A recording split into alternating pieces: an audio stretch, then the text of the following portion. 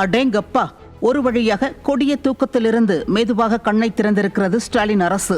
ஸ்டாலின் ஆட்சிக்கு வந்து 4.5 ஆண்டுகள் கடந்துவிட்ட நிலையில் பள்ளிகளில் பாலியல் வன்கொடுமை சம்பவங்கள் தொடர்ந்து அதிகரித்து வருகிறது. இதுவரை தூங்கிக் கொண்டிருந்த பள்ளிக் கல்வித்துறை தற்போது தனியார் பள்ளிகளுக்கு கடுமையான பாதுகாப்பு வழிகாட்டுதல்களை வெளியிட்டுள்ளது. இதுகுறித்து பள்ளிக் கல்வித்துறை வெளியிட்டுள்ள அறிக்கையில், பள்ளி வளாகம், நுழைவாயில், விளையாட்டு மைதானம் உள்ளிட்ட முக்கிய இடங்களில் சிசிடிவி கேமராக்கள் கட்டாயம் பொருத்தப்பட வேண்டும்.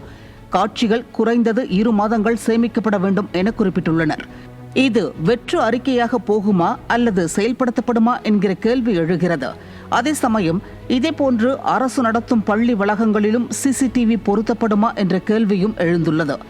ஆசிரியர்கள் மற்றும் ஊழியர்களுக்கு போக்சோ சட்டம் குறித்து ஆண்டுதோறும் பயிற்சி அளிக்க வேண்டும் என்கிறது பள்ளிக் கல்வித்துறை.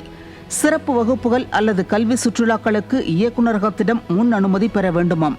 சுற்றுலாவின் போது ஏற்படும் விரும்பத்தகாத சம்பவங்களுக்கு பள்ளி நிர்வாகமே முழு பொறுப்பு என்கிறார்கள்.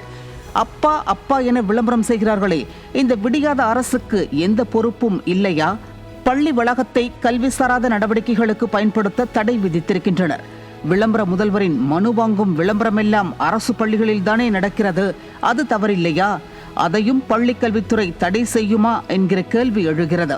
4.5 ஆண்டுகளாக உறங்கிவிட்டு இப்போது வந்து தனியார் பள்ளிகளுக்கு மட்டும் இந்த அறிவிப்பை வெளியிட்டிருப்பது தனியார் பள்ளிகளை மிரட்டி வசூல் வேட்டையில் ஈடுபடவா என பொதுமக்கள் கேள்வி எழுப்புகின்றனர்.